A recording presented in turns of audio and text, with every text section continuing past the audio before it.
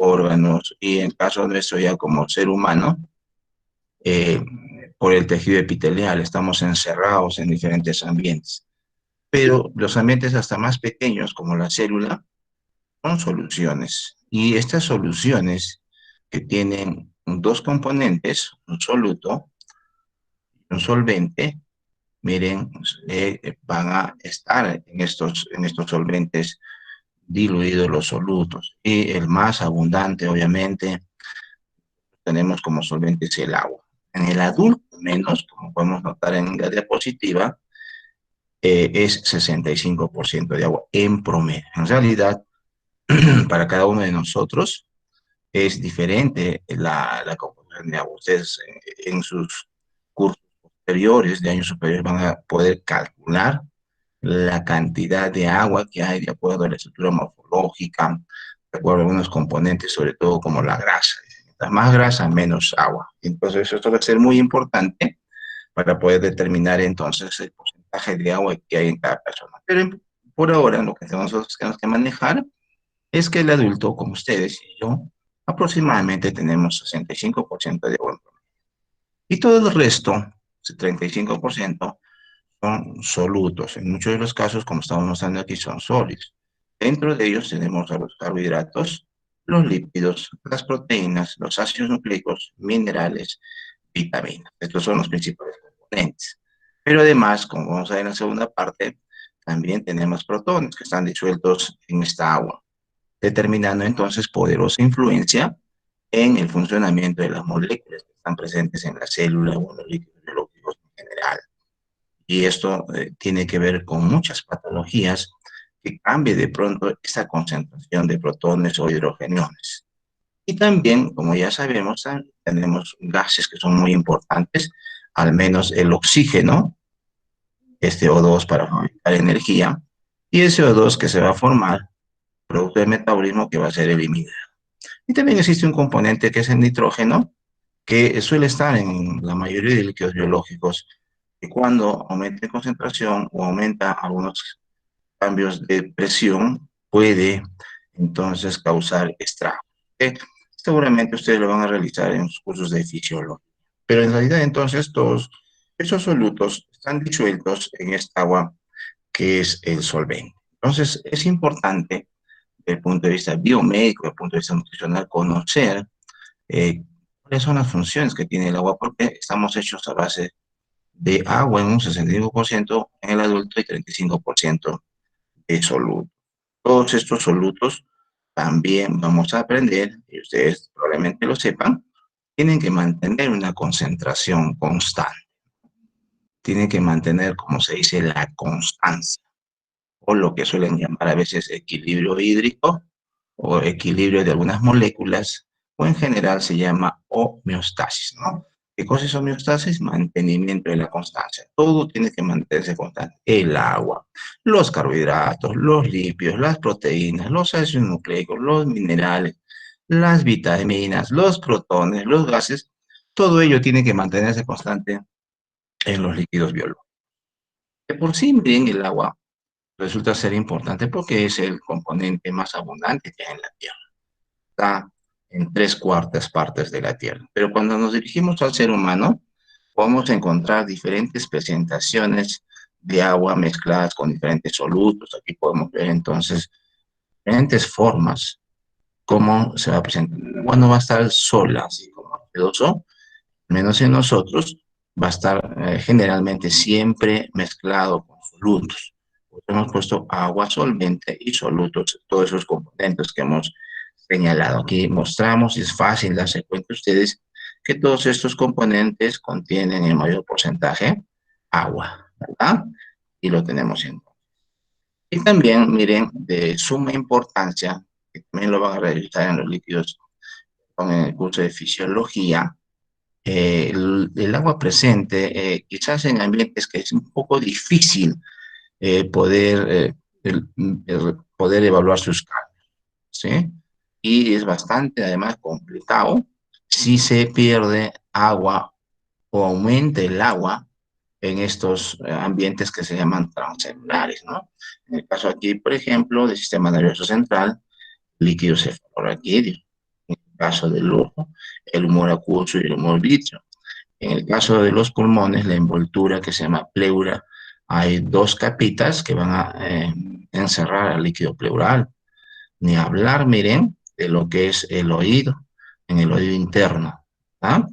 En lo que se llama la cócleo caracol. Es muy importante que se mantenga esa cantidad de agua, incluso en los solutos, porque eso puede determinar casos patológicos como la laberintitis. De igual forma, en el caso del corazoncito, esta envoltura que estamos viendo en blanco, que se llama el pericardio, donde está el líquido pericárdico. Y también en las articulaciones. Las articulaciones no podrían funcionar, miren, si es que no habría una buena cantidad de agua, ¿no? Lo que se llama el líquido sinovial. Y aquí tenemos entonces también lo que envuelve a los intestinos, peritoneo. Y también ahí el líquido que debe mantenerse constante. Entonces, estos ambientes deben mantener una constancia, es más riguroso quizás que el resto. No estamos diciendo que podemos perder agua de cualquier parte, como la sangre, a veces que se suele perder, ¿verdad? Pero en ciertos lugares puede quedar perenne el daño si se pierde o aumenta la cantidad de agua en estos espacios que se llaman transeúntes. Entonces, miren, como hemos señalado, el agua es el componente o compuesto más abundante de la biosfera, ¿verdad? Porque está formando 3/4 de la Tierra. Y en el ser humano, como vamos a ver en este caso, el agua, para nuestra primera competencia, es diferente en los diferentes estados de desarrollo del ser humano. En la anterior diapositiva, estamos repitiendo que en el adulto es 65% de agua, en promedio. Así lo estamos mostrando en este esquemita. Somos más agua que sólido. Da la apariencia, cuando nosotros nos vemos, de que somos más sólidos o solutos. Pero no es así. Estamos en la figurita, que en realidad somos más agua que sólidos o solutos. Por eso, también estamos señalando de que en los diferentes estados de desarrollo del ser humano varía la cantidad o el porcentaje de agua. En el embrión, como podemos notar aquí en el lado izquierdo, miren, puede alcanzar hasta 97% en promedio. Solo 3% de solutos. En el recién nacido neonato, puede llegar hasta 80%. Obviamente, cuando uno hace rotación por neonatología, el promedio que se maneja es 78%. Y obviamente va a depender también, en algunos casos, la naturaleza del bebé, ¿no? Del origen de los padres que son demasiado altos, genéticamente. Esa es la evaluación también ahí. Y en el adulto, como yo, 65% en promedio, y en el anciano puede disminuir y alcanzar hasta un 50%. Algunos ponen hasta 45%, o sea, como que va quedando más solutos que agua. En realidad es que el anciano, bueno, ha perdido bastante agua. No creemos que mucho en los solutos, sino que es menor cantidad. Pero ¿cuál es la razón? ¿Por qué habría más agua en los primeros estadios de desarrollo, como el embrión, el neonato, y en la adultez, prácticamente ya al final o en la etapa final de la vida? Esto, miren, puede alcanzar hasta 50-45%. Bioquímicamente, es de que para poder lograr el desarrollo que está haciendo el ser humano, por eso así lo han definido ustedes el día de ayer en su clase inaugural, ¿qué cosa es bioquímica? ¿Verdad? Es una ciencia que estudia las reacciones químicas que ocurren en los seres vivos, de manera particular en el ser humano, ¿no es cierto? Entonces, como esto es así, mientras el ser humano se está desarrollando, va a realizar mayor cantidad de reacciones químicas y también obviamente procesos fisiológicos, en general biológicos. Entonces, como está en pleno desarrollo, estamos diciendo entonces más reacciones químicas, más reacciones bioquímicas, para ello se necesita más.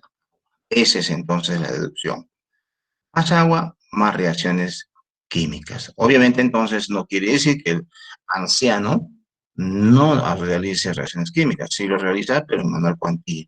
Por el estado de envejecimiento celular, bueno, y por las etapas finales de la vida, ha disminuido. Pero sin embargo, podemos nosotros de repente en la adultez, incluso que se ha demostrado en los ancianos, cómo incrementar esta cantidad de agua, ¿no? ¿Cómo se puede lograr? La única forma, lamentablemente, que se conoce hasta ahora es haciendo actividad física, ¿cierto? La actividad física va a incrementar las reacciones químicas y eso va a determinar que se necesite más agua. Esa es la única.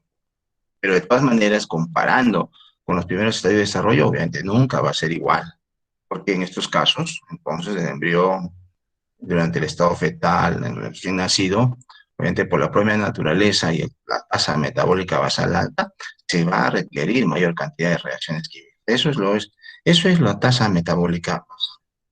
Si nos vamos a los tejidos del ser humano, podemos encontrar también que hay diferente porcentaje de agua en cada uno de ellos por la función que cumplen. Por ejemplo, en la sangre tenemos prácticamente un 95% que es agua. En el músculo, 75%. En el hueso, 22%, que da la apariencia que tiene menor cantidad de agua, pero miren, el tejido adiposo es el que tiene menor cantidad de agua, 10%. Es la menor cuantía de agua en el tejido adiposo. Obviamente, el resto de tejidos va a tener mayor cantidad, pero el que tiene menor es el tejido adiposo y el que tiene mayor cantidad de agua es la sangre. ¿Cómo se distribuye el agua? Bueno, se distribuye en dos ambientes grandes, lo que es el ambiente intracelular dentro de todas las células y el ambiente extracelular. ¿Cuánto de agua hay en estos dos grandes ambientes? Recordando, obviamente, y ustedes seguramente lo saben, que el ser humano adulto está conformado por 10 elevado a la 14 células. ¿Ah? Entonces, si nosotros desintegramos cada una de estas células y vemos la parte interior, entonces nosotros vamos a contabilizar, vamos a poder cuantificar cuánto de agua hay. Pero en general ya constituido como ser humano, en una persona que tiene 70 kilos aproximadamente, de la edad aproximada de 20 años, ustedes creo que tienen un poquito menos de edad, entonces en esa persona debe haber aproximadamente 42 litros de agua. Un cálculo, una aproximación, por si acaso, como hemos llegado al comienzo, de acuerdo al biotipo, se tiene que calcular la cantidad de agua de cada persona. Ustedes lo van a hacer en sus cursos, en algunos cursos clínicos. ¿Sí? Y también, obviamente, por los componentes, sobre todo de grasa, ¿no? Que van a disminuir la cantidad de agua. Entonces, en el ambiente intracelular de estos 42 litros, hay 28 litros, es decir, las dos terceras partes. O sea, hay mayor cantidad de agua en el ambiente intracelular que en el ambiente extracelular. ¿Y cómo está esta agua? Un gran porcentaje, que corresponde al 95%, está libre. Esta agua que está libre en el interior de la célula va a servir para disolver todas las moléculas que ingresan allí.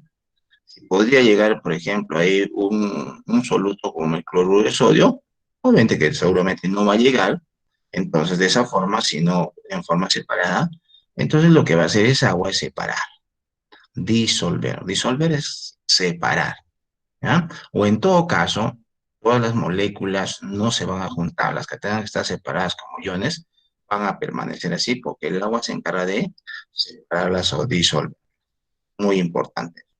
Y va a haber un porcentaje de agua, más o menos un 5%, que va a estar ligada o asociada a proteínas. Eso es el agua que se llama solvatación. Prácticamente esta agua es inherente a las proteínas. Muchas proteínas necesitan tener agua en su parte externa para poder funcionar. Algunas necesitan un poquito más de agua, otras un poquito menos. Pero esta agua se llama ligada y está ligada a las... En el ambiente extracelular, sacando nuestra cuenta entonces de los 42 litros, hay un tercio y que corresponderá aproximadamente a 14 litros. Y esta agua está dividida en dos subambientes, lo que se conoce como intersticio y el intravascular. ¿Cuánto hay en el intersticio? De 11 a 12 litros. Entonces, de estos 14 litros, en el intersticio hay de 11 a 12 litros. Y va a comprender primero el espacio intercelular, está entre célula y célula. Eso va a depender del tipo de tejido, ¿no es cierto? No es lo mismo tener el tejido óseo, el tejido sanguíneo o el tejido epitelial. Ustedes saben, en el tejido epitelial no hay espacios entre célula y célula. ¿verdad? En el tejido óseo sí hay espacios grandes, en tejido sanguíneo ni hablar, y así podemos ir enseñando cada uno de los tejidos. Pero entonces el espacio intercelular es el espacio que hay entre célula y célula y depende de la naturaleza del tejido. Y también comprende el intersticio del líquido transcelular. Ya lo mencionamos hace rato, que es muy importante que el agua se mantenga constante en estos ambientes, en la mayoría de ellos. Y ustedes pueden deducir donde va a ser sumamente importante, va a ser en los espacios del sistema nervioso central, lo que se conoce como los ambientes constituidos por el líquido cefalorraquídeo, ¿verdad? Nosotros cuando revisamos el sistema nervioso central encontramos espacios grandes y espacios algunos pequeños. Por ejemplo, los espacios que están entre los hemisferios cerebrales, ¿verdad? Ahí tenemos los ventrículos, tenemos el conducto del epénimo, etcétera, etcétera. Entonces es muy importante que se mantenga la cantidad de agua. Igual en los demás que hemos señalado, el líquido intraocular, los espacios serosos, el líquido sinovial, el pleural, el pericárdico, etcétera, etcétera. Entonces es muy importante que debe mantenerse constante esta agua. Y el intravascular, que corresponde a la sangre y la linfa, va a haber de 2 a 3 litros. Eso es entonces lo que corresponde al ambiente extracelular. La otra competencia que nosotros hemos mencionado son que debemos nosotros de conocer de manera clara las funciones del agua. Y es en orden de importancia como lo estamos colocando aquí, como lo vamos a escribir.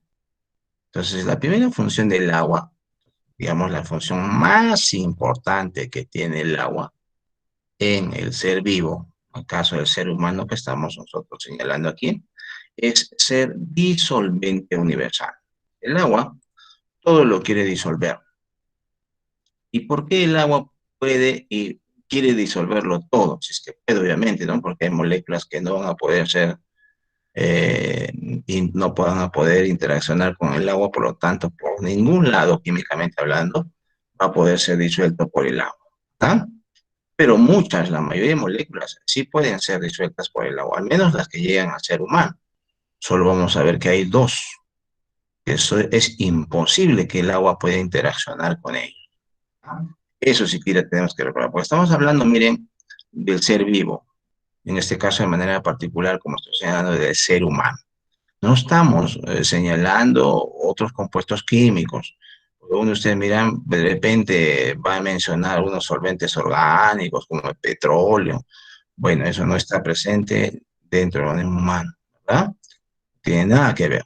Estamos hablando nosotros de el ser vivo. Entonces, es disolvente universal. ¿Por qué el agua es disolvente universal? Porque es polar. Y esa naturaleza polar va a estar dada por los dos átomos del cual está compuesto el agua. Uno es el oxígeno y otro es el hidrógeno. Tiene una naturaleza química muy especial estos dos átomos. Una de moléculas electronegativas de la tabla periódica es el oxígeno y electropositivo es el hidrógeno, una buena combinación química. Ellos entonces van a compartir electrones de tal manera entonces que el oxígeno, miren, al tender a perder sus protones, va a quedar con una carga aparente negativa. Y por el lado de los hidrógenos, esta va a quedar con una carga aparente positiva, ¿verdad? Acá como estamos mostrando en esta figurita, y así obviamente químicamente este ángulo, ustedes lo han revisado, lo van a revisar en un curso de química que no nos interesa a nosotros por ahora, pero lo que nos interesa entonces es que el agua tiene cargas aparentes, ¿verdad? Negativo por el oxígeno y positivo por el lado de los hidrógenos. Como se llama carga aparente, le decían, en realidad no le llaman carga, sino polo. Entonces, por eso decimos que el agua es polar. Tiene un polo negativo por el lado del oxígeno y un polo positivo por el lado del hidrógeno, ¿no? No tiene carga, tiene polos, como los imanes. Imanes no tienen carga, tienen polos, algo parecido. Entonces, por esa situación química especial que tiene el agua, que existen otras moléculas también de esa naturaleza, es que el agua va a poder interaccionar, en otras palabras, va a poder disolver va a poder separar a todas aquellas moléculas que sean polares, ¿sí? Como los alcoholes, por ejemplo. Y también, por la carga aparente que tengan, negativo y positivo, también puede interaccionar, puede disolver, puede separar a todas aquellas moléculas que tengan carga, como las sales. Y entonces nosotros podemos montar aquí el caso específico del cloruro de sodio, cuando nosotros tenemos en casa los terroncitos o los gránulos de cloruro de sodio que están formados, como podemos ver aquí, de sodio y cloro, sodio de carga positiva y cloro, porque ellos están así como sólidos, unidos mediante enlace iónico por la carga que tiene tanto el sodio como el cloro. Entonces, cuando van a ser colocados en un vasito que contiene agua, el agua va a poder interaccionar por el lado positivo, polo positivo, con el cloro. Y por el lado negativo, polo negativo del agua con el sodio. Y esto va a permitir la separación de los iones cloro y sodio, o sodio y cloro. Entonces el agua se va a convertir en un disolvente. Entonces, si nosotros mostramos en esta figura, lo que hace el agua es separar. Ha separado al cloro del sodio a través de esta interacción de sus polos, positivo y negativo. Aquí también lo podemos notar. Entonces, de manera más clara o igual, ahí está el terrón de cloruro de sodio y está siendo separado por las moléculas de agua a través de su interacción con los polos. Entonces, eso es lo que hace el agua para disolver o separar. Todo lo quiere separar, ¿sí? Y entonces, miren, para que podamos aprender en esta importante función que tiene el agua, prácticamente, de alguna u otra forma, la mayoría de moléculas que están en la célula pueden ser separadas por el agua, en algún grado. Así lo vamos a señalar, en algún grado, ¿ya? Pero hay dos moléculas que no pueden ser separadas por el agua. No puede el agua, digamos, por ningún lado interaccionar con estas dos. Y estas dos son los triglicéridos y el colesterol esterificado.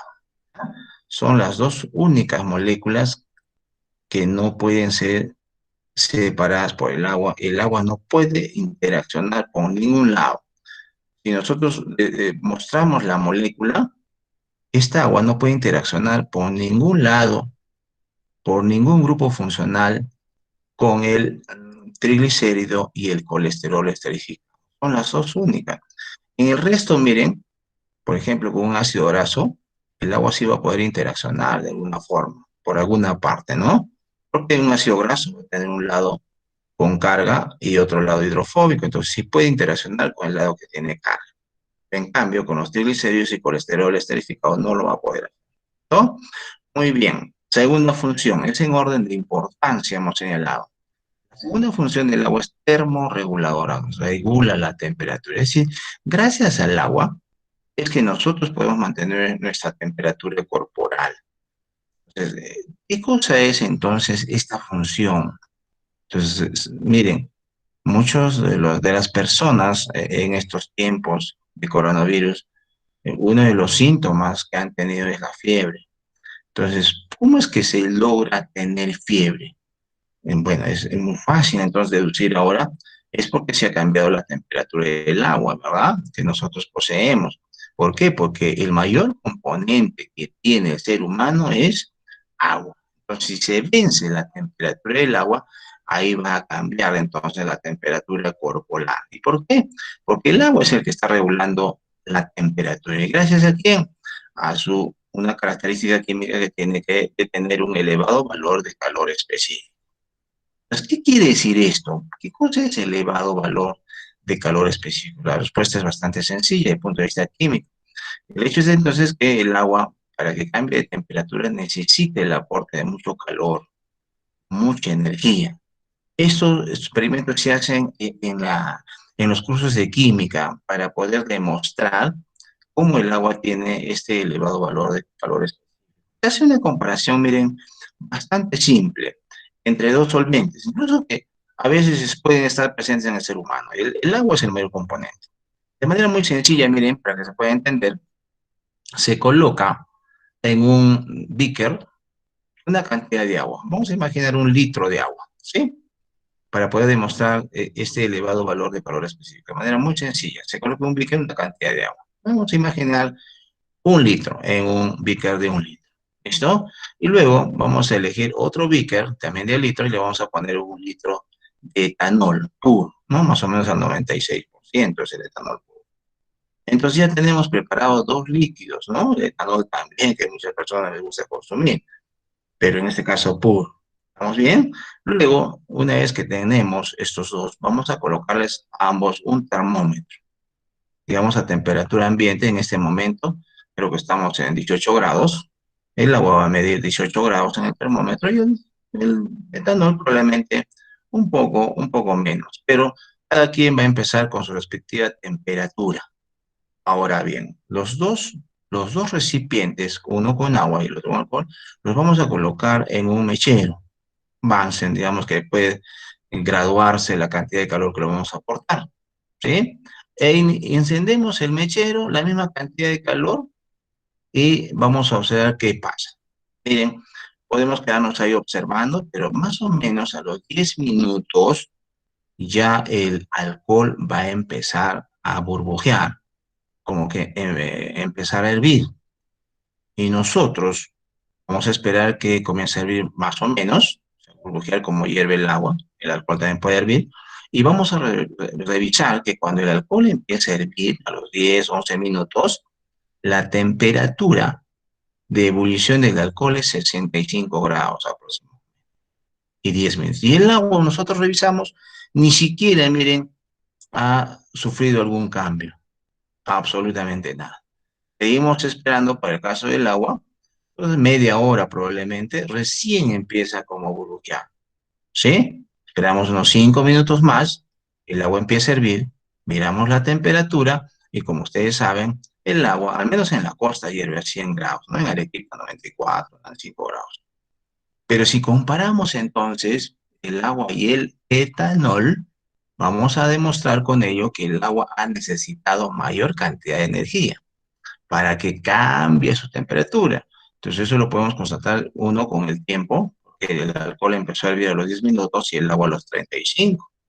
Entonces ha tenido que recibir mucho aporte de calor el agua para que cambie temperatura, ¿verdad? Entonces con eso nosotros estamos demostrando que el agua para que cambie temperatura necesita mucho aporte de calor, mucha energía. Y eso sucede con nosotros. De tal manera entonces que cuando estamos haciendo un proceso febril quiere decir entonces que ha habido bastante aporte de energía, pero quien se ha opuesto a este cambio es el agua, por esta característica de tener un elevado valor de calor específico. Muy importante entonces esta función termorreguladora del agua. ¿Listo? Tercera función, lubricante. Entonces, esta función importante, lubricante, va a ser en las articulaciones. Nosotros cuando queremos dar el concepto, ¿qué cosa es lubricante? Pues un lubricante en general donde se aplique, así sea en motores, engranajes y en este caso en los huesos, un lubricante evita el roce, ¿verdad? Para que las piezas sólidas no se gasten. Y eso se aplica para todo. Y en el caso de nosotros, entonces es evitar el roce entre los huesos. Y, y esos componentes que tiene el líquido sinovial, el mayor componente es el agua, obviamente como ácido hialurónico, con disulfato, etcétera, etcétera. Junto con el agua van a comportarse como un aceite o como un lubricante que va a evitar el roce de los huesos, porque si se pierde ese lubricante, ya se sabe, entonces hay una patología muy conocida que se llama artrosis, ¿verdad? Muy bien, esa es entonces otra función que tiene el agua. Una función importante es la función de transporte. En realidad, hay bastante movimiento de agua en los líquidos biológicos de los seres vivos, como el caso del ser humano. Uno de los más importantes es la sangre. Y como hemos visto, la sangre tiene como mayor componente agua. Y por ahí se están transportando muchas moléculas. Todas las moléculas importantes, al menos, de la digestión, ¿no? Como los carbohidratos, la glucosa, los ácidos grasos, los aminoácidos, los minerales, todo ello se está transportando por este líquido. Y la última función del agua es mantener la forma de la célula. También probablemente ustedes hayan hecho experimentos en el primer semestre o de manera virtual o con un software mediante biomodel, etcétera. Entonces, ¿cómo? O les han mostrado en figuras cómo debe mantenerse constante la estructura de una célula. Y esto, de manera clara, se puede realizar con los glóbulos rojos. Los glóbulos rojos, ustedes han visto, tienen una forma de disco bicóncavo, ¿no? Bastante turgente.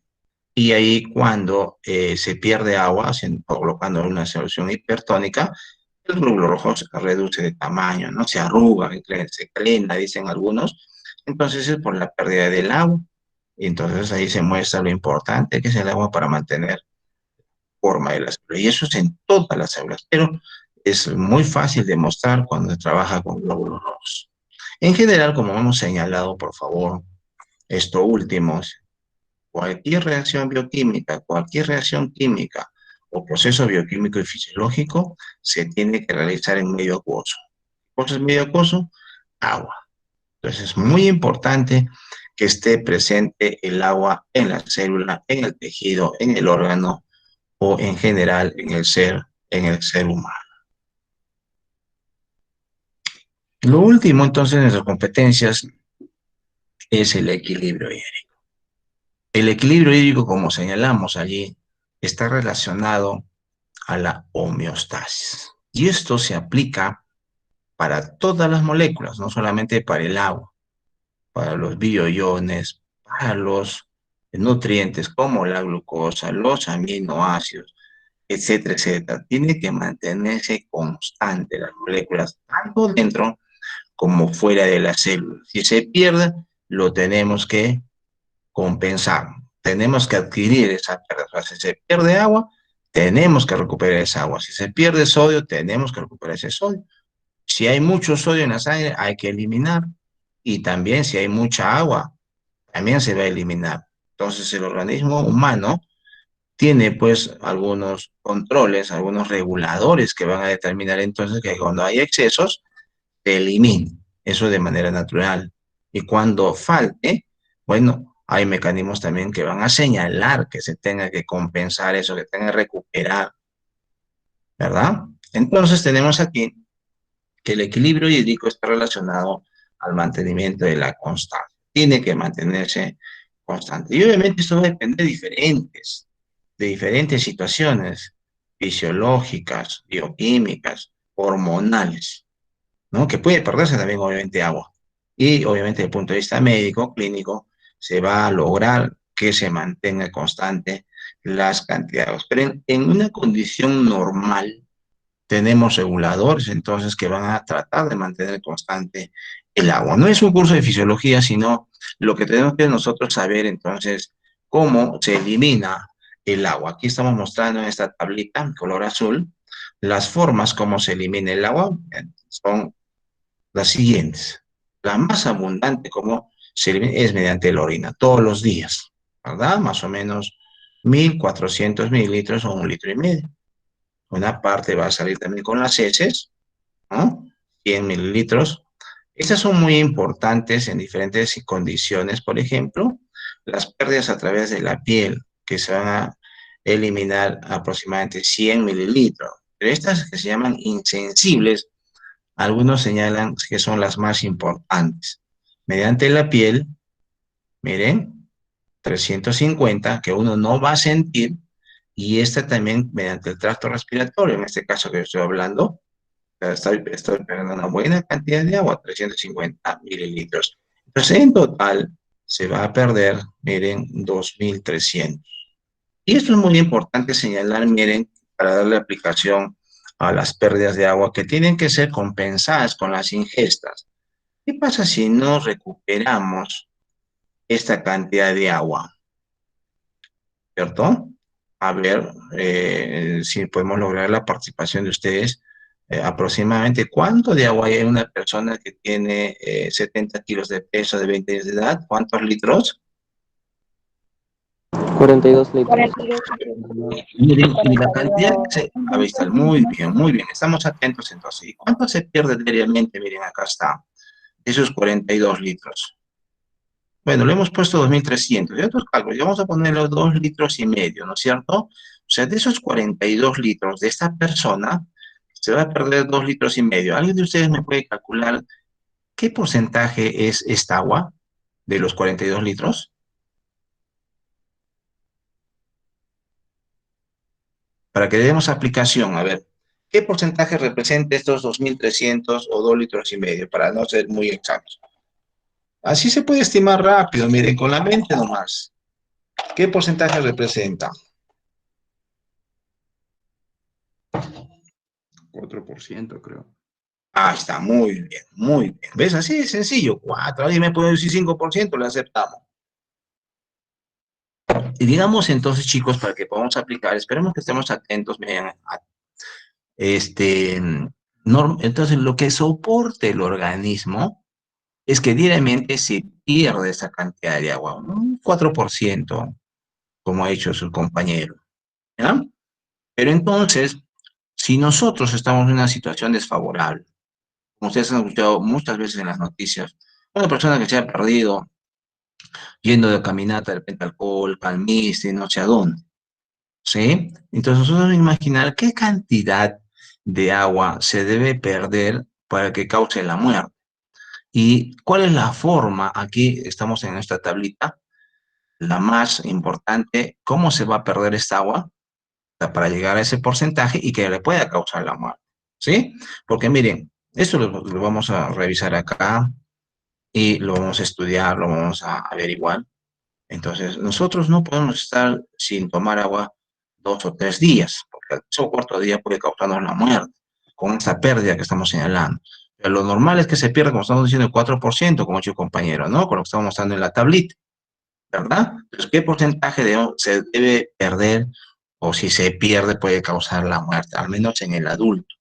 ¿Y cuál es la forma, cómo se va a perder en esta tabla? A ver, bien, ¿cuál es la forma, cómo se va a perder para que cause la muerte?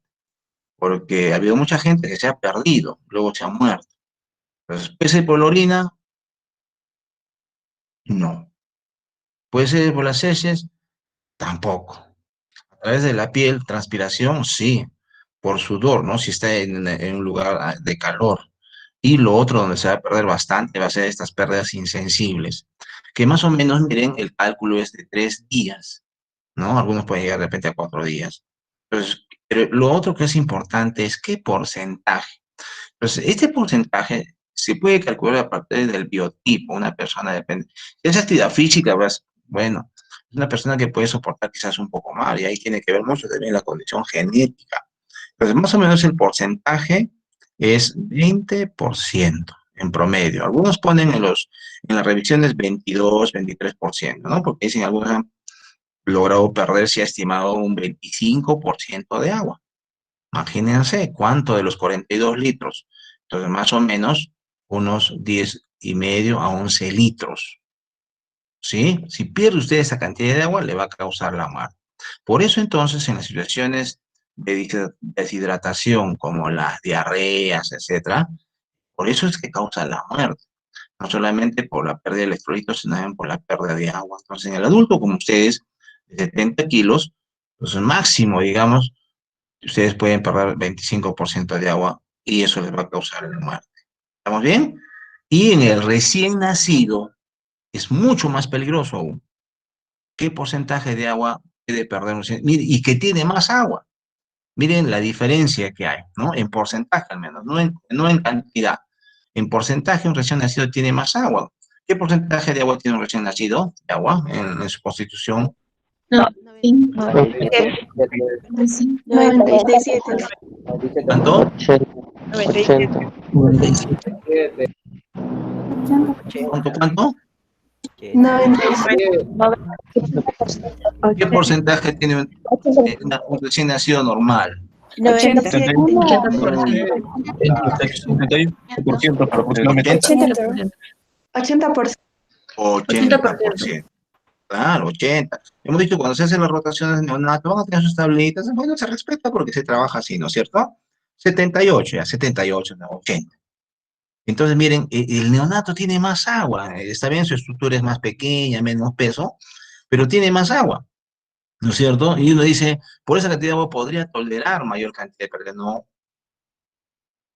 solamente miren, si el neonato llega a un 9, máximo un 10, bueno, tendría que ser un super neonato para soportar perder 10% y está muerto. Por eso se cuida bastante entonces en los recién nacidos, al menos a nivel hospitalario, que no pierda agua. Tienen muchos sistemas de protección que ustedes lo van a ver porque van a hacer rotaciones ustedes por el hospital, ¿no? Como futuros nutricionistas. Entonces, a pensar, miren que el neonato tiene mayor porcentaje de agua, no puede soportar. Y todo, entonces uno dice, ¿y cuál es la explicación? Es una explicación bioquímica. El neonato está en constante desarrollo, en crecimiento, en cambios morfológicos, fisiológicos, y hemos dicho, para eso se requiere el agua. No puede entonces perder mucha agua, máximo 10. El ser humano máximo, 25. En el neonato el promedio es 8%, en el adulto hemos dicho 22%. Pero obviamente es diferente, todos somos diferentes, ¿verdad? Siempre tenemos que pensar nosotros, si ustedes lo han visto en el curso de biología general, siempre pensemos en la variabilidad biológica, todos somos diferentes. Y eso se ha podido demostrar una vez más sin ir a un curso o a una carrera de medicina, de biología, nutrición, enfermería, donde se hace eso y se puede mostrar. Incluso en otras carreras como las ciencias sociales, ingenieros, que yo tengo también hermanos, ingenieros, abogados, bueno, en mi familia hay bastantes médicos, miren, y nos preguntaban, ¿no? O sea, del coronavirus, oye, doctor, me dice, miren, ¿por qué no se han muerto? ¿Por qué este se ha muerto? ¿Por qué las mujeres en menos porcentaje? Hay muchas preguntas que faltan resolver, que se están especulando, que están investigando, pero yo le veo más, miren chicos, a la naturaleza genética que tenemos, la carga genética con la cual nos hemos venido. Incluso para mí es más preponderante eso que cuando dicen enfermedades de base, hipertensión, porque miren, varios diabéticos, hipertensos, los dicen, normal, ni les ha hecho nada el virus. Pero sin embargo, la mayoría, como ya sabemos, pues se ha muerto. Y a mí eso es un componente genético, miren, que se ha tratado de investigar desde hace más de 80 años. Ustedes no hacen el curso de biología molecular con nosotros, a mí me gustaría algún día hacer este curso para mostrarles esa naturaleza genética de las enfermedades que nosotros podemos tener y tener. Que ahí se ha demostrado hace muchísimos años que no se está tomando en cuenta la parte genética. Obviamente, después de la parte genética está pues, muchas otras cuestiones, la alimentación, ¿no? La exposición al medio ambiente, la alimentación, la actividad física, etcétera, etcétera, ¿no? Y obviamente todo lo que hacemos nosotros en el medio ambiente. Pero mucho tiene que ver aquí la carga genética. ¿Ah? Entonces, chicos, hay que tomar en cuenta eso, que el agua no debe perderse, a pesar que el neonato tenga mayor porcentaje, pero no puede perder un porcentaje máximo de 10, un promedio 8 en el adulto, máximo 25, un promedio de 22, 20%. ¿Y cómo logramos nosotros compensar estas pérdidas de manera normal a través de la bebida? Tomamos agua todos los días, ¿verdad? En la cantidad más o menos de lo que se elimina la orina. Hay variaciones, obviamente. 1400. En los alimentos, en nuestras frutas, verduras que consumimos diariamente, más o menos 700 mililitros. Y esto, por favor, quiero que recuerden que es una pregunta fija, por favor. Nosotros producimos agua. El ser humano produce agua. Este capítulo yo no lo voy a hacer tampoco, porque los colegas ponen a veces a diferentes personas, no hacen coincidir para que ustedes puedan aplicar esto. Más o menos nosotros producimos entre 200 a 300 mililitros de agua por día. Y yo lo que quería ver es en qué reacciones se producen esto.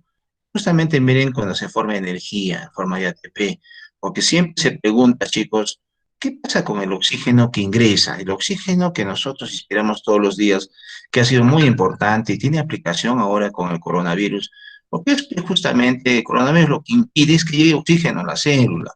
Esa es la principal causa de muerte, es la única. Ah, sí, estragos en el pulmón, sí, pero bioquímicamente hablando, es que el oxígeno no llega a la célula.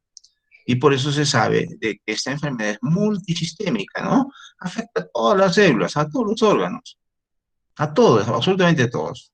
Que no haya afectado, por eso decía genéticamente, mucho solamente a nivel pulmonar.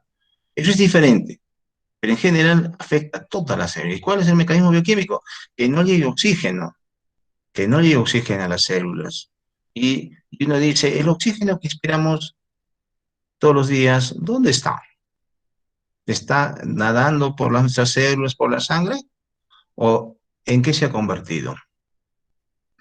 Este capítulo yo lo hago en otra escuela y vamos a demostrar que el oxígeno se convierte en agua.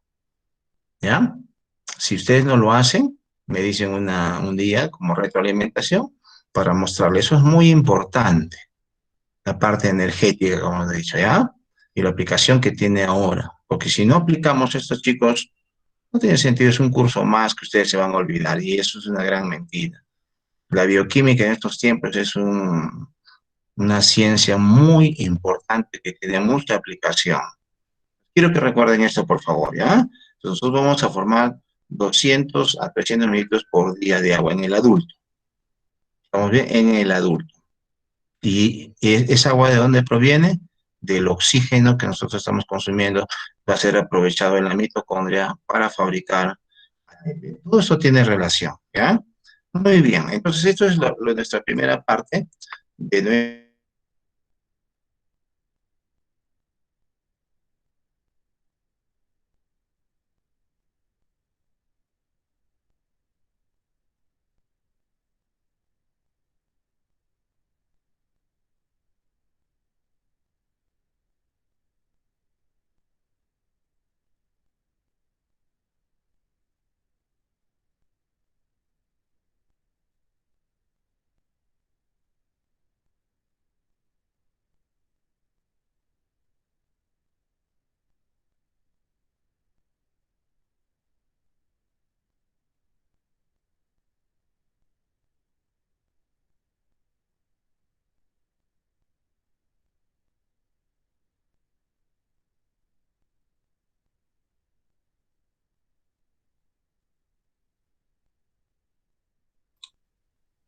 chicos, se nos fue la luz, parece un rato. Felizmente esto tiene batería, no sé qué ha pasado.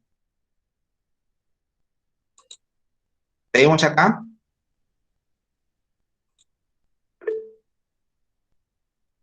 Sí, estamos acá. Muy bien, entonces. Eh, a ver, se nos ha ido.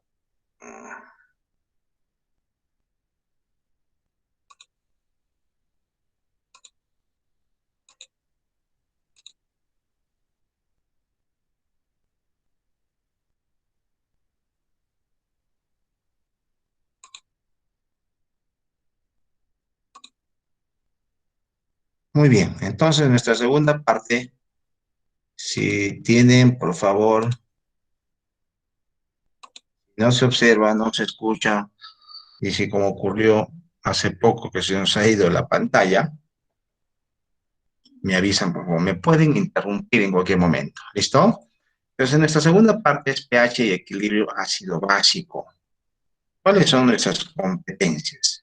Bien, primera competencia, conoce la concentración de hidrogenados de los líquidos biológicos del humano. Algunas, obviamente, no todas, ¿no? Y vamos a ver por qué tienen que conocer eso ustedes. Dos, definen los ácidos y bases fuertes y la acidez real y acidez titular. Tres, el producto iónico, hay que analizar el producto iónico del agua, porque a partir de ahí nace entonces la concentración de hidrogeniones. Y cuatro, explica el mecanismo de acción de los principales buffers del organismo humano.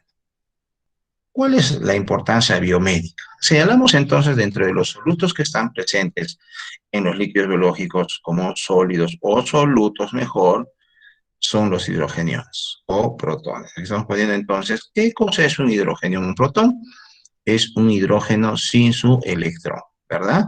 Pero, ¿por qué es importante este ion? Hidrogenión o protón es un ion, ¿no? Porque tiene carga positiva, como estamos mostrando acá. Entonces, miren, vamos a ver la importancia.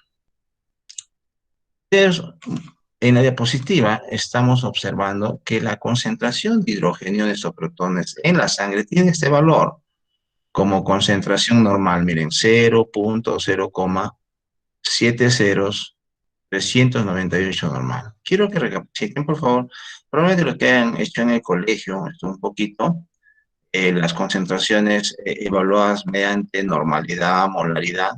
Esta es una forma, ¿verdad? La concentración normal. De repente para ustedes es más conocido que yo diga, por ejemplo, ácido clorhídrico 1 normal, 2 normal, ¿verdad? Pero de repente no se hizo en el curso de química una concentración tan baja, miren, 0,000000398 normal. De repente uno está pensando en 1 normal, 2 normal, así, ¿verdad?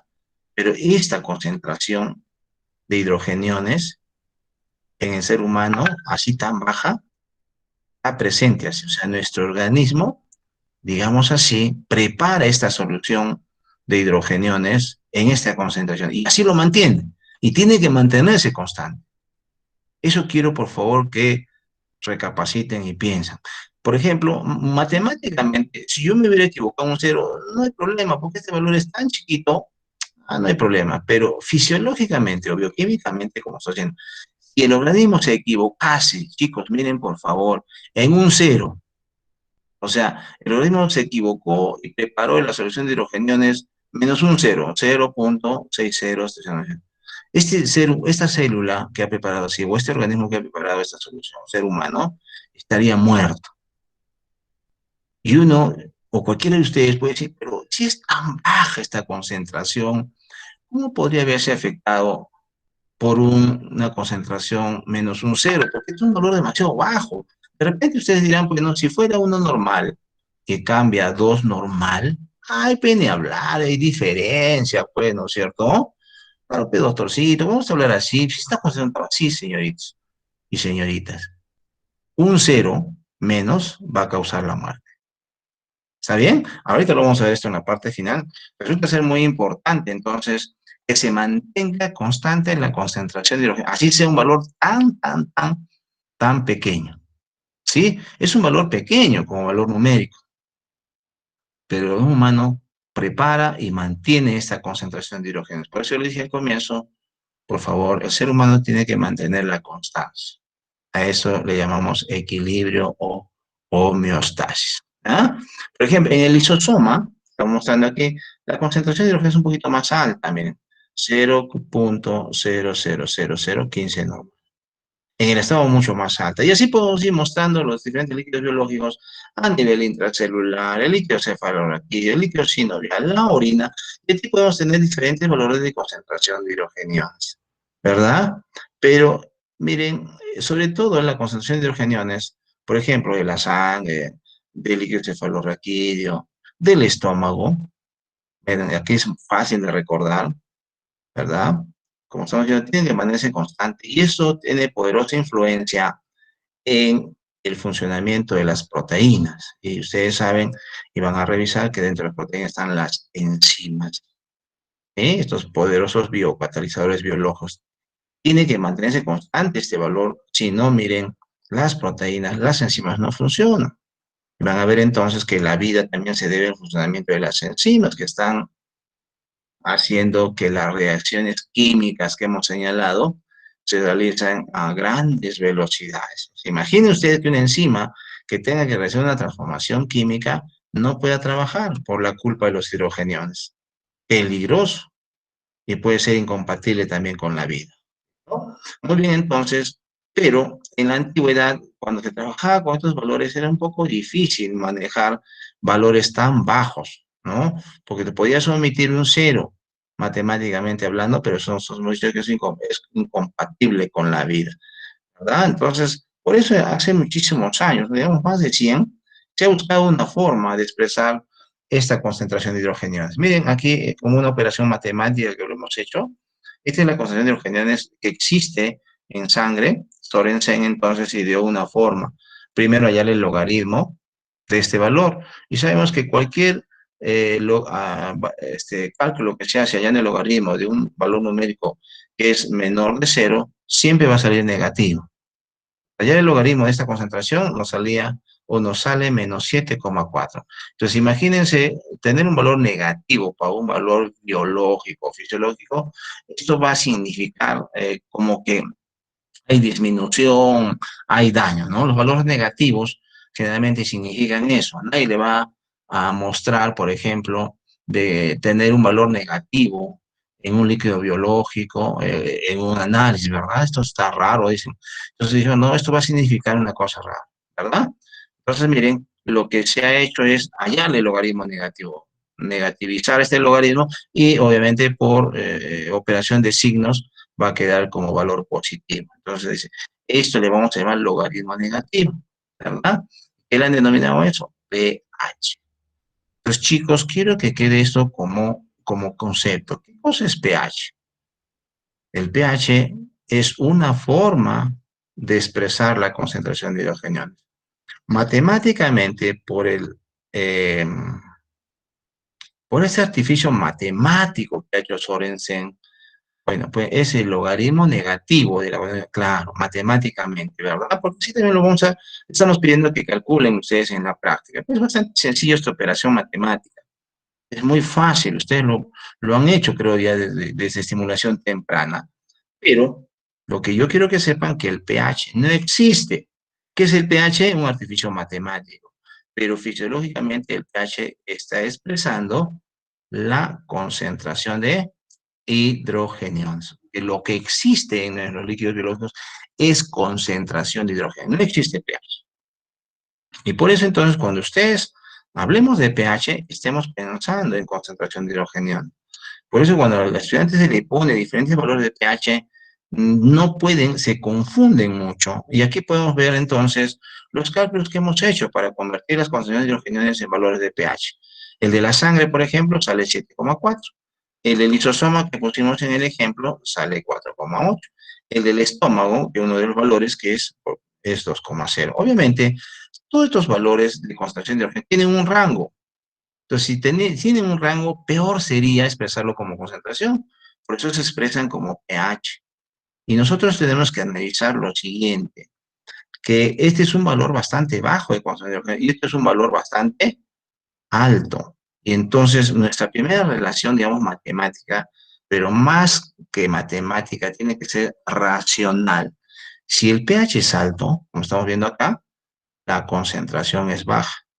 Si el pH es bajo, la concentración es alta. ¿Estamos bien? ¿Se entiende eso, chicos? Entonces, cuando nosotros tengamos valores de pH, tenemos que pensar en la concentración de hidrogeniones. Aquí lo estamos mostrando. Un pH bastante bajo me está mostrando una concentración de hidrogeniones alta, ¿verdad? Y un pH alto me está mostrando una concentración de hidrogeniones baja. ¿Estamos bien? ¿Sí? ¿Se entiende? Entonces, esto nosotros vamos a poner valores ya de aplicación. Eso es lo que estamos haciendo en la práctica de hoy día, para que se pueda entender.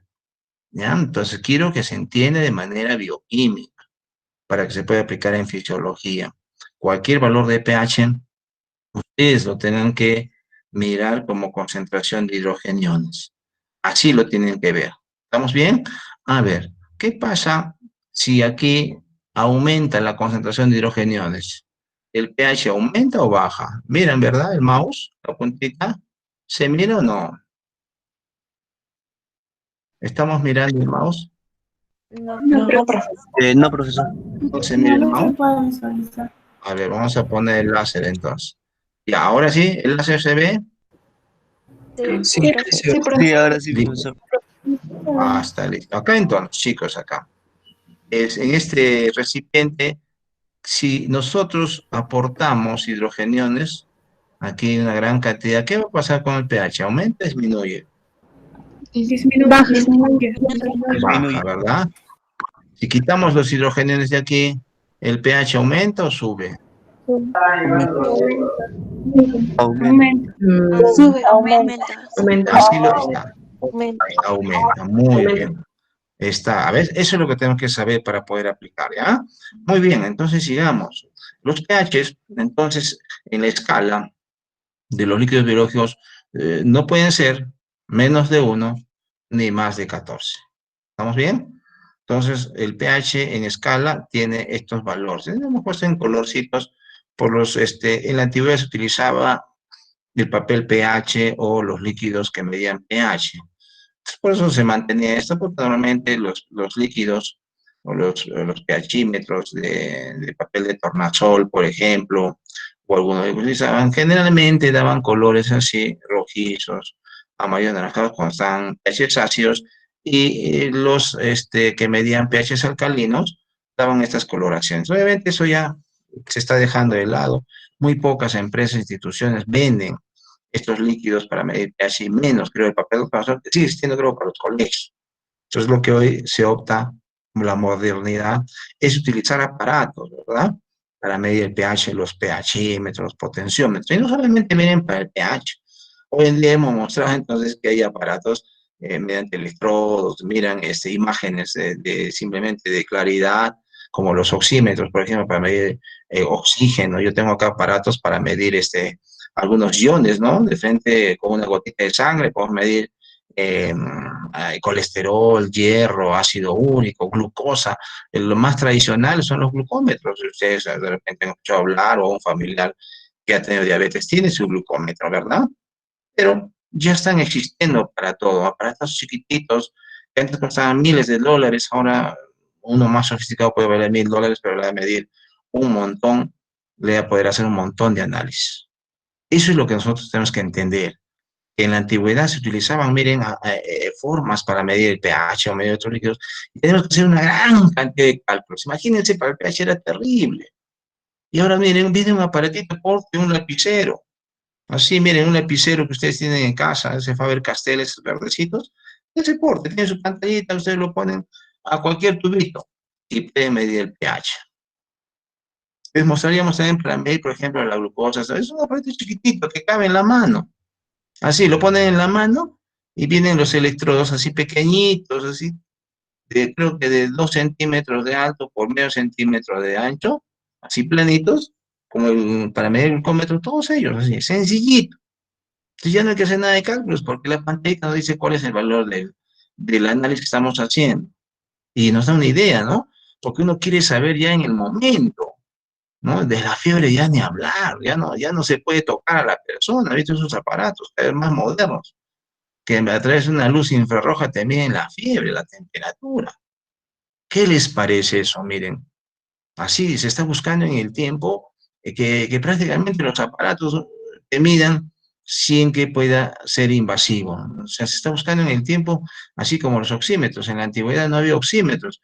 Tenían que sacarte sangre para saber los gases arteriales, oxígeno, CO2. Miren ahora, oxímetro. Todo el mundo tiene en su casa ahora un oxímetro, ¿verdad?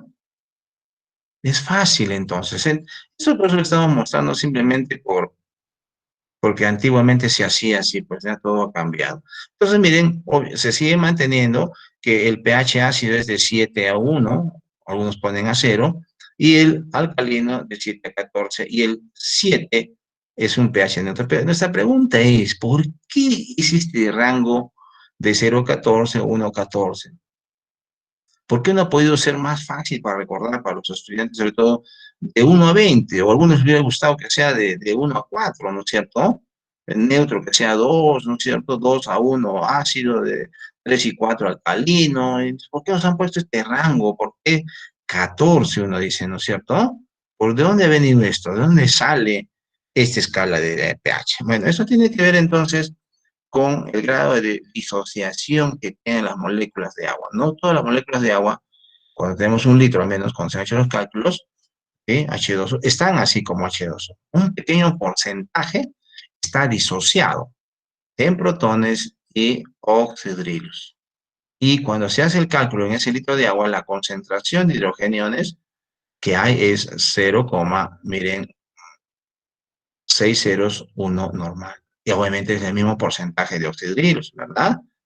Porque a partir de una molécula de agua sale un oxidrilo y un protón. Y obviamente tiene que haber la misma concentración, tanto de protones como de oxidrilos, y serían estos valores.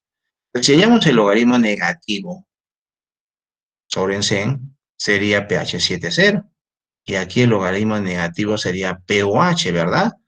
sería también 7,0. Entonces, sumado los dos, sale 14. Por eso se aplican los cálculos matemáticos, pero no nos interesa. Chicos, por favor, no me interesa a mí los cálculos matemáticos. Nadie le va a poder sumar, restar. Lo que nosotros tenemos que es aplicar. ¿Estamos bien? Entonces, ¿qué quiere decir?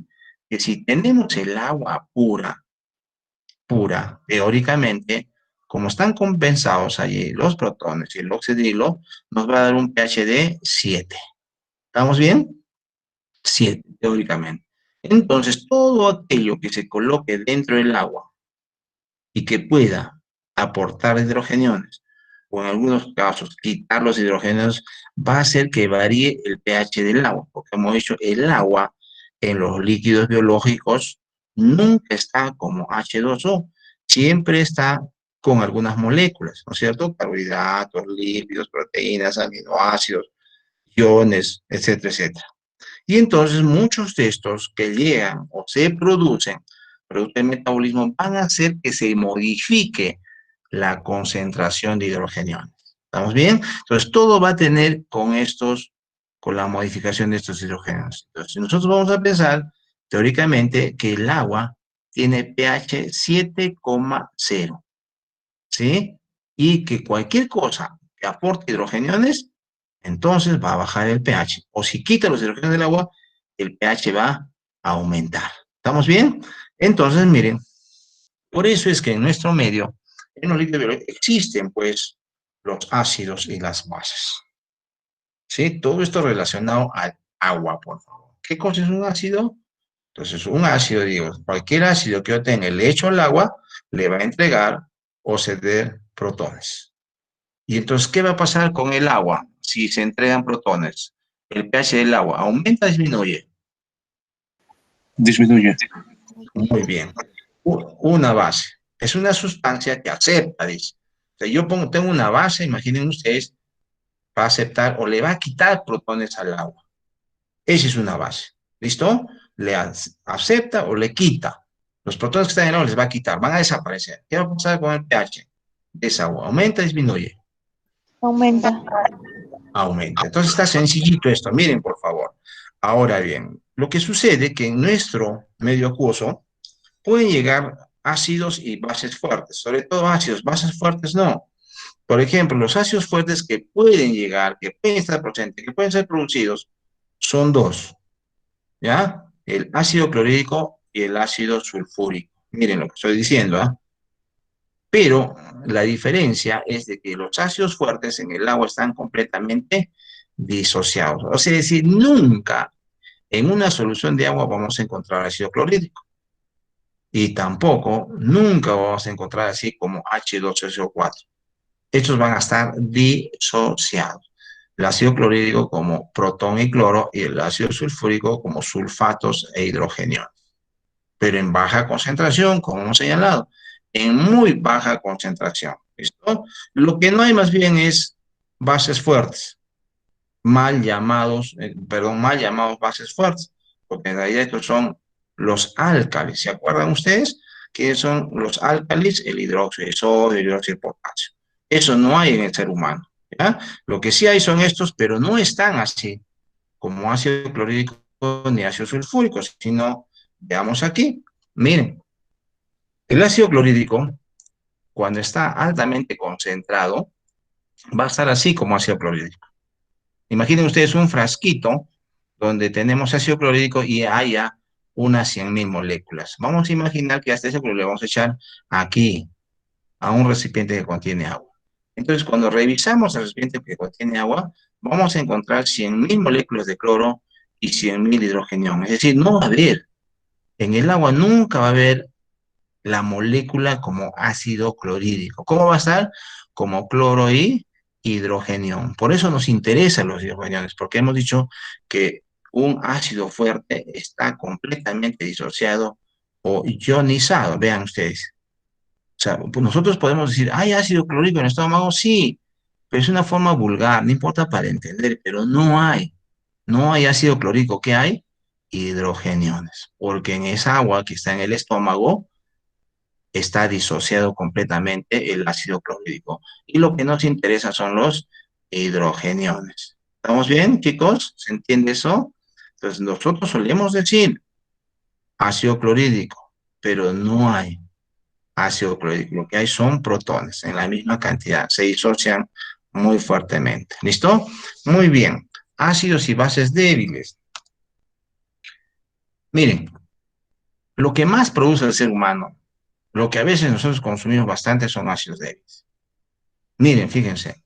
¿Qué cosa es un ácido débil químicamente? Es un ácido que está parcialmente o pobremente disociado en agua. Muy poco del ácido se va a disociar. Ahorita vamos a ver. Pero los más conocidos, por ejemplo, es el ácido acético, ¿no? Es del alcohol en el metabolismo y otros muchos compuestos químicos, bioquímicos, se va a formar ácido acético. De tal manera que en la célula vamos a encontrar ácido acético. Ustedes han escuchado el ácido láctico, ¿verdad? Hay cansancio muscular, se produce ácido básico, ¿no? El ácido láctico es el que causa el cansancio muscular, ¿ah? Cuando hay ejercicio extenuante, sobre todo. Por si acaso vamos adelantando, creo que tienen al final un capítulo de bioquímica del ejercicio, ojalá que no los engañen y les mientan. El ácido láctico no causa dolor, ¿ya? Lo que causa el ácido láctico es cansancio, el agotamiento muscular, cuando uno se siente ejercicio, no puedo más, ese es el ácido láctico. Pero si hay dolor, ese es un proceso inflamatorio que tiene que ver con otros tipos de componentes bioquímicos y fisiológicos. ¿Listo? Muy bien. Ácido pirúvico, ácido acetoacético, este ácido acetoacético lo hemos colocado con el ácido beta-hidroxibutírico, es porque estos dos ácidos se van a producir bastante en la diabetes mellitus, y ese va a ser, como vamos a ver, el causante de la acidosis metabólica en la diabetes. ¿Ya? Vamos recordando, futuros nutricionistas, ácido acetoacético y ácido beta-hidroxibutírico. Creo que en nuestra práctica hoy día lo vamos a volver a ver. Por eso entiendan por acá, por favor, el ácido acetoacético y ácido beta-hidroxibutírico son ácidos débiles. ¿Ya? El ácido propiónico también es producto de algunos eh, ácidos grasos de cadena impar.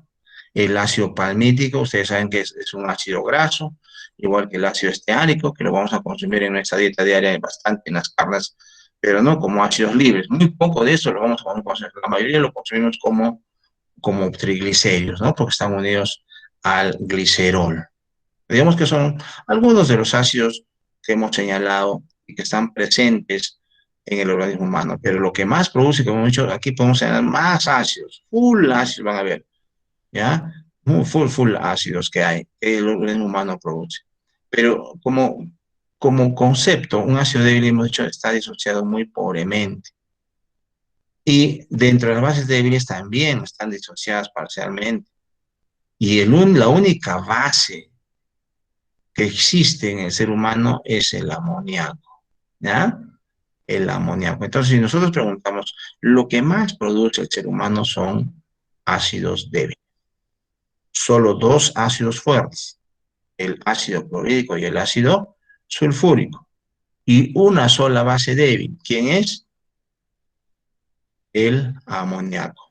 Miren, en eso se puede resumir, digamos, la química que ustedes deben hacer en un curso. Porque a veces hacen tanta química, balanceo de ecuaciones redes que todos están traumados y al final no tienen ningún tipo de aplicación, porque venimos acá y ustedes creen que van a hacer lo mismo, pero siempre hay cosas que tienen que recordar.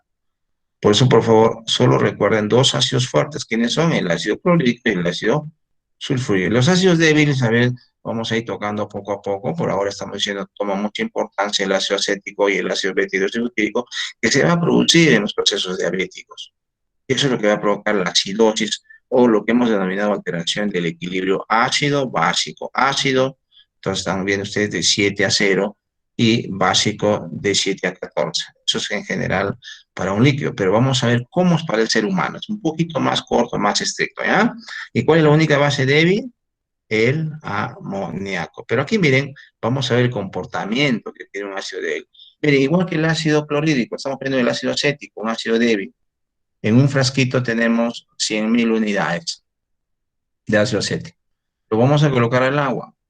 Fíjense, ¿qué va a pasar cuando coloquemos al agua? Muy poco de esto se va a disociar. Miren, ¿cuánto se ha disociado? Solamente 2%. por lo tanto, 2 acetatos y 2 protones. La mayor parte, miren, de los 100.000 se va a quedar como ácido. Y haciendo con valores numéricos, pues si solamente esos dos se han disociado, 99.998 están o se han quedado como ácidos, ¿sí? Entonces, como reacción química, esta reacción tendría para el lado izquierdo. Pero como estamos diciendo, no estamos haciendo una química, sino quiero que entiendan que de un ácido débil solo se va a formar una pequeña cantidad de protones. ¿Listo? Una pequeña cantidad de protones. Yo tengo 100.000 de ácido acético y tengo 100.000 de ácido clorhídrico. ¿Quién produce mayor cantidad de protones? ¿El ácido fuerte o el ácido débil? El ácido fuerte. El ácido fuerte. Ahí está. Claro. Pero miren, si este ácido débil, a pesar que produce poquito, forma grandes cantidades, o sea, uno solo de estos produce una pequeña cantidad. Pero imaginen ustedes que haya millones de billones de esto, podría alcanzar el valor en la producción de un ácido fuerte, como sucede en los diabéticos, con el ácido acetoacético y ácido beta-hidroxibutírico. Pues si esos son ácidos débiles, no se disocian, ¿por qué el paciente hace acidosis? ¿Por qué baja el pH? Porque simplemente se produce mucha cantidad de este ácido débil, hablando matemáticamente, billones, trillones de moléculas, que finalmente va a hacer que el pH se modifique, o en este caso, si aumenta la concentración de hidrogeniones, el pH disminuye. ¿Listo? Muy bien, entonces, aquí estamos comparando el caso del ácido clorhídrico, que ya no está en el lado izquierdo, porque todo se ha convertido en protones, y el caso del ácido acético, que solo produce 2. Ustedes han dicho entonces, el ácido fuerte produce mayor cantidad de hidrogeniones y el ácido débil. Entonces, chicos, si yo tengo un ácido fuerte como el ácido clorhídrico, ya no lo he puesto acá, y el ácido acético, y nosotros medimos el pH de la misma concentración de ácido fuerte, es decir, ¿quién tiene mayor valor de pH? ¿El ácido clorhídrico o el ácido acético? Teniendo la misma concentración. El ácido acético. El ácido acético. El ácido acético, muy bien, ¿no es cierto? Porque los hidrogeniones libres me están midiendo el pH. El pH me mide los hidrogeniones libres. ¿Estamos bien? Entonces yo solamente voy a poder saber si yo pongo un pHímetro a un líquido, ese pHímetro me va a medir los hidrogeniones libres. ¿Estamos bien? En el caso del ácido fuerte, ácido clorhídrico y ácido acético, como estamos mostrando, entonces, teniendo la misma concentración, el ácido acético tiene menor concentración de hidrogeniones o un pH más alto que el ácido fuerte, ¿no? Pero miren, en clínica a veces se tiene que medir la cantidad de ácidos fuertes que se puede liberar, porque como pueden notar acá, vamos a ver en esta situación, imaginen que esto hubiera sido el ácido acetoacético que se produce en la diabetes. Si yo solo mido el pH, me voy a engañar porque el pH aquí va a salir alto, ¿verdad? ¿Está bien? Como hemos comparado estos dos, si yo mido el pH del ácido débil, va a salir un pH alto, ¿verdad? ¿Sí? Sí, sí. Alto. Pero no me está indicando, porque si yo mido el pH y estoy harto, entonces no me está indicando que en realidad se está produciendo una gran cantidad de ácido débil, como el ácido acético y el ácido beta-hidroxibutírico. Como que me estoy engañando midiendo el pH. ¿Sí? Si yo quiero saber en realidad cuánto de esto hay, pero midiendo el pH no, porque como esto, como se hizo hacer muy pobremente, esto puede haber demasiado y no me estoy dando cuenta. Entonces, ¿qué se hace ahí? Se mide la acidez real y lo otro que es importante en este caso, la acidez titulable. Entonces, ¿qué cosa es la acidez real? Esto que hemos señalado. La cantidad de hidrogeniones libres que produce un ácido. Y como hemos visto, es mayor en un ácido fuerte que en un ácido débil. ¿Sí? ¿Es un valor? Claro, sirve, pero lo otro que tengo que hacer es medir la acidez titulable. ¿Cómo se mide la acidez titulable? Aquí en este caso, miren, lo que se hace es hacer un procedimiento de titulación. ¿Alguna vez ustedes han hecho una titulación o una neutralización? Es decir, digamos, neutralizar un ácido con una base, como el hidróxido de sodio, utilizando un indicador. ¿Hicieron eso en química? ¿Les han mostrado al menos de manera teórica? Bueno, Sí. bueno, sí, es muy sencillo en realidad. Miren, lo que se hace es colocar en un recipiente dos ácidos, por ejemplo, en este caso el ácido acético y el ácido beta-hidroxibutírico, perdón, el ácido clorhídrico. Y en ello se va a colocar un indicador que es la fenolftaleína.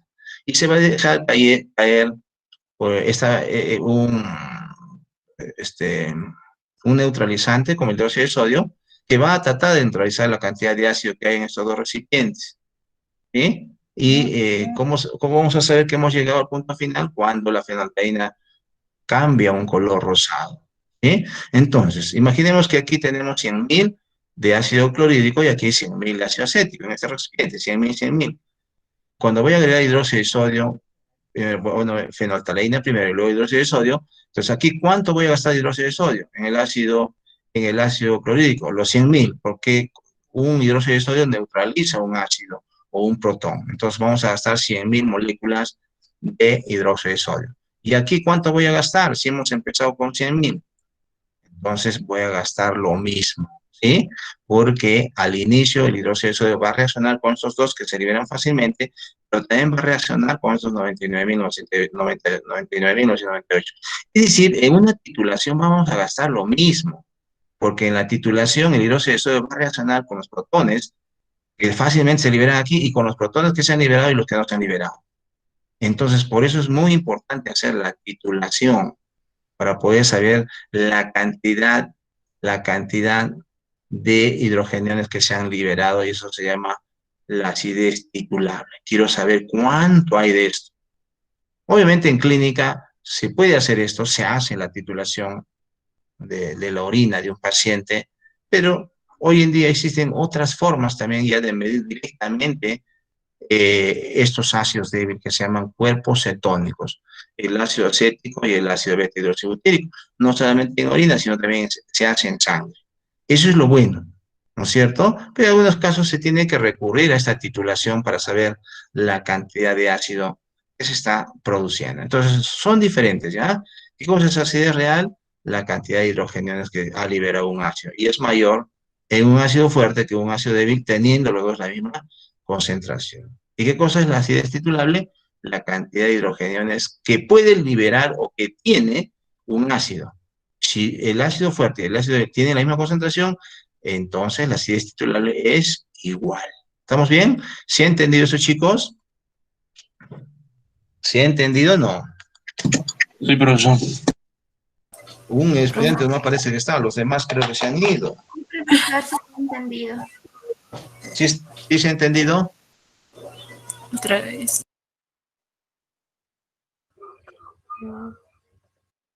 Muy bien, entonces, no está difícil, ¿verdad? Está bastante sencillo. Por eso hemos puesto nosotros valores numéricos más que concentración.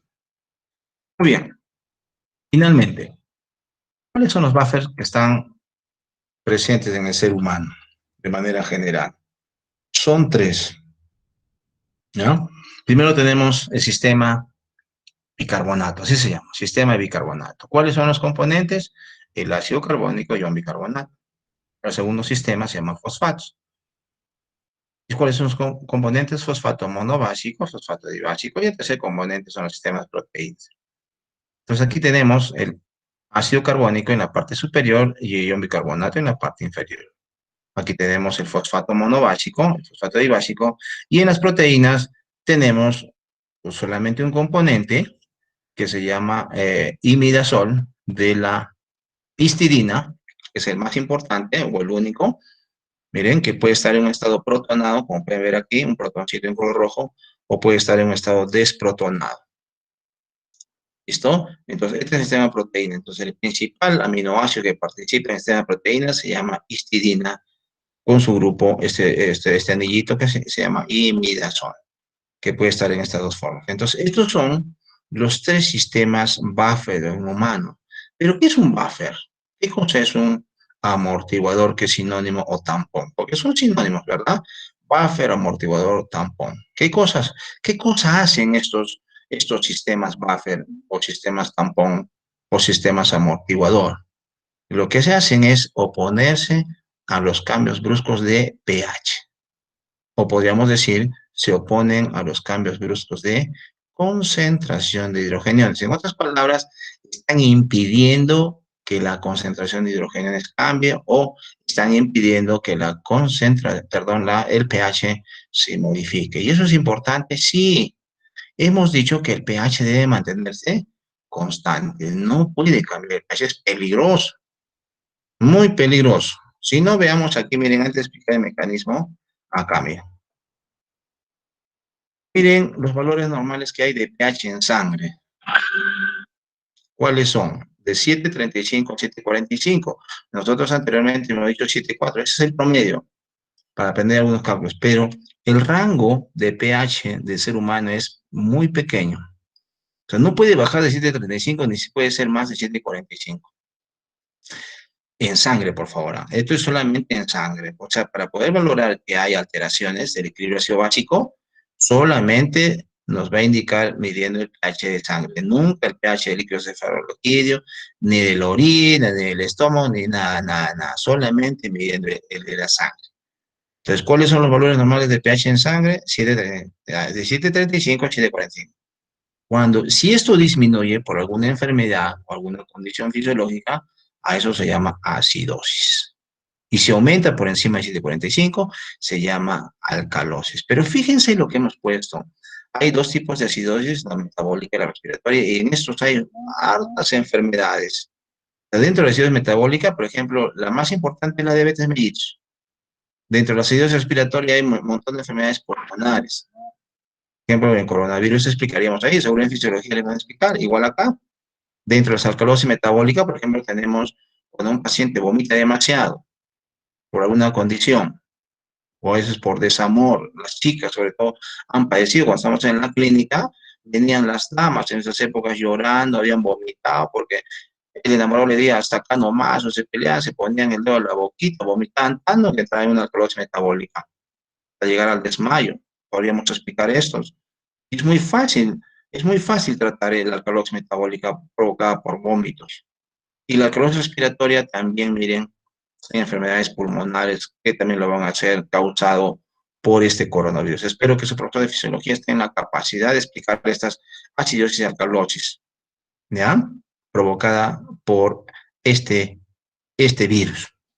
Muy bien, pero entonces nosotros estamos haciendo simplemente bioquímica, pero estamos diciendo que una disminución del pH de 7.35 se llama acidosis y por encima de 7.45 se llama alcalosis. Pero miren, esto puede bajar tremendamente. No, miren, 7. O sea, el límite compatible con la vida es 7. Y es el pH neutro en el agua, ¿no? Si recuerdan. Porque si un paciente tiene menores valores de 7, simplemente se va a morir. Se muere. Por eso los diabéticos cuando dicen, ha entrado en coma diabético, coma acídico, es por esto, porque ha llegado a pH 7 y luego de eso se ha muerto. Incluso en algunos casos, miren, por eso digo, eso tiene un componente genético. Hay pacientes cuando están en 7, 7.3 ya se desmayan. 7.2 han entrado en coma. Eso tiene que ver con la genética, o sea, no voy a esperar que un paciente llegue a 7 y decir, doctor, aquí no me ha llegado a 7, papá tiene 7.1, ya no hay problema, 7, no, por favor, ya en 7.1 de repente en la noche se está desmayando, está entrando en coma, incluso puede morirse. Hay pacientes en 7.2 están en coma. Por eso es muy importante que no vamos a esperar que llegue a eso, sino que nosotros lo que vamos a buscar por diferentes condiciones, incluso por la alimentación, el pH llegue a estos valores normales. Tiene que llegar.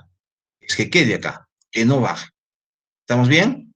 Porque si no, vamos a estar esperando ahí de repente, papá, mi papá tiene 7, 20, no te preocupes, mamá, 7, 200 se va a poder entrar. No. Hay que tratar de llevarlo acá. ¿Está bien? Igual en las alcalosis. Está subiendo el pH, hay que tratar de que llegue ahí, porque si llega a 8, en la mayoría estamos hablando de pacientes, ya pues ahí está en coma, en cualquier momento puede llegar a la muerte. Esto es lo que se llama alteraciones del equilibrio ácido básico. El equilibrio ácido básico es mantener el pH en este rango. Por eso mantener la constancia, mantener el equilibrio acá. Porque la disminución o el incremento del pH puede conducir a una alteración, por eso se llama alteración del equilibrio ácido básico. Es lo que vamos a hacer en nuestro taller. Un paciente empieza a bajar el pH diabético, va a ser acidosis metabólica. Y por eso vamos a tener todas, pero ¿de dónde viene? ¿Por qué realizó esa acidosis metabólica? Por la producción de cuerpos cetónicos, que hemos dicho hoy, el ácido acetoacético, el ácido beta-hidroxibutírico. ¿Pero por qué se produjo eso? Vamos a ver entonces, o por la falta de insulina, o si no, porque la insulina no puede actuar, como ocurre en la diabetes tipo 2, ¿no es cierto? Y hay que buscar la forma de que ese paciente pueda ser compensado esa patología, porque si no, la citosis le puede ir acercando a un desenlace fatal. Pero miren, estos pacientes de ninguna manera, en forma inmediata, van a hacer acidosis, como ocurre en la diabetes mellitus. Si no hay mecanismos de compensación, el organismo humano evita que el pH cambie. ¿Y quién hace eso? Los buffers, ¿ya? Entonces, el buffer más importante desde el punto de vista químico son las proteínas. Pero hay muy poca proteína en el organismo para trabajar como pH, para mantenimiento del pH. Pues no estoy diciendo que haya poca proteína, como proteína, sino para mantener el pH. Pero es más importante desde el punto de vista químico. Desde el punto de vista fisiológico, el mejor buffer es el bicarbonato, porque este se va a mantener por largo tiempo, manteniendo o tratando de mantener el pH. Pues, ¿qué cosas hacen los buffers? Hemos dicho, mantienen o tratan de mantener el pH constante, y el más importante es el sistema bicarbonato, los dos componentes, ácido carbónico y ion bicarbonato. ¿Listo? Le sigue el sistema fosfato monobásico. No estoy diciendo que no sirvan, sino que van a contribuir a mantener el pH, pero este es el más importante. ¿Cómo es el mecanismo? Miren, aquí estamos explicando el mecanismo de acción de un buffer como el ácido carbónico y ion bicarbonato. Aquí estamos poniendo los dos, miren, el ácido carbónico y el ion bicarbonato. Estamos en una condición aquí, en un líquido biológico que lo estamos representando en un vasito, donde hay una concentración de hidrogeniones. ¿Cuánto hay? 3, 6, 8. Está dando un pH. Ya vamos a imaginar un pH 7,4. Y de pronto, miren, como el caso de diabetes, se produce acidosis por la producción de ácido acético y ácido beta-hidroxibutírico. Se van a liberar hidrogeniones. A pesar que es un ácido débil, como se van produciendo grandes cantidades, miren, se van a ir aportando hidrogeniones, ¿sí? Miren cómo se va aumentando. Lo que había sido hidrógeno, ahora hay bastante. Si esto no se elimina, si estos hidrógenos no se eliminan, entonces el pH va a disminuir por el exceso de hidrogeniones. Pero felizmente existe el ion bicarbonato, miren, que va a ir reaccionando con estos hidrogeniones, lo va a convertir en ácido. La cosa es entonces de que van a ir desapareciendo estos hidrogeniones y el pH o la concentración de hidrogeniones se va a mantener. ¿Estamos bien? Ese es el mecanismo como el ácido carbónico, miren, sistema, perdón, bicarbonato, acá ion bicarbonato, va a ir mitigando, va a ir amortiguando, va a ir desapareciendo los hidrogenos que están llegando. Y uno dice, ¿hasta qué momento? Como lo estaba diciendo, el ácido carbónico y ion bicarbonato van a mantener esto incluso a veces por años, por meses en el paciente diabético. Sube, baja, baja, sube así. ¿Por qué? Porque este ion bicarbonato, miren, si es que va a llegar a nivel renal, el riñón lo va a retener, no lo va a eliminar. Y con parte del pulmón se va a ir tratando de formar este ion bicarbonato en la célula. Entonces, los sistemas compensatorios del sistema de bicarbonato son el riñón y el pulmón, para que no se elimine y se forme más ion bicarbonato. ¿Estamos bien? Y eso va a hacer que se mantenga entonces la concentración de hidrogeniones que se puede estar produciendo. Ya cuando no se puede, el paciente muy descuidado no consume su medicación, su insulina, los antihiperglicemiantes, etcétera, etcétera, y un descuido de esos, miren, aumenta muy rápido esta concentración, probablemente después de meses, años, en algunos casos hay de están 20, 30 años, entonces el pH se modifica, llega a coma y simplemente se muere. Pero el buffer, bicarbonato en este caso, está amortiguando el exceso de hidrogeniones. Lo mismo, miren, en el otro caso, suponiendo que desaparezcan los hidrogenados, miren, acá tenemos la forma normal donde hay una cantidad de hidrogenados, de pronto desaparece. Los hidrogenados buscan un mecanismo, como ocurre en un vómito, ¿no? En un vómito, el ácido clorhídrico del estómago se elimina vía oral por el vómito, entonces de la sangre comienza a pasar el estómago, se va a perder. Se va a ir perdiendo y por eso el paciente puede llegar a desmayarse por esa pérdida de hidrogeniones que está ocurriendo desde la sangre al estómago. Entonces, cuando esto es abrupto por los vómitos, por eso el paciente se desmaya. Entonces, lo que hay que hacer esto es poco a poco, el ácido carbónico va a ir aportando. Entonces, pero yo ¿cómo puedo lograr en ese paciente? Fácil. Hago que el CO2 que está eliminando vía respiratoria regrese en forma inmediata. Entonces, ¿cómo podemos hacer? Le ponemos una bolsita de papel en la boca. Así de simple. Algunos, bueno, a veces hasta un plástico ponen, ¿no? Pasa, el plástico no deja respirar bien, en la bolsita de papel sí. La bolsita de papel entonces va a retener y ese CO2 que está exhalando se va a regresar en forma inmediata y va a ayudar a formar ácido carbónico que va a ir aportando hidrogeniones y de ese modo, miren, a los 10, 15, 20 minutos, la paciente se va a recuperar. ¿Sí? Pero en quien ha participado aquí es el ácido carbónico aportando estos hidrogenos que se habían perdido. ¿Para qué? Para mantener el pH. Ese es el objetivo, ese es el objetivo de un buffer. ¿Estamos bien? Entonces, chicos, hemos visto acá lo importante que es mantener el pH de la sangre en lo que se llama equilibrio ácido básico. Cualquier alteración va a determinar entonces que enfermedad pueda bajar el pH, pues, formando acidosis, o si se eleva el pH por encima de 7,45, alcalosis. ¿Saben, chicos? Nunca entonces es acidosis 6 porque ya está muerto.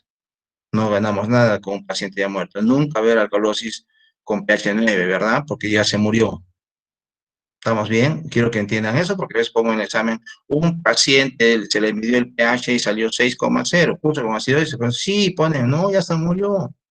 La acidosis máxima es hasta 7 y la alcalosis máxima hasta 8. ¿Listo? ¿Estamos bien? ¿Alguna pregunta, por favor?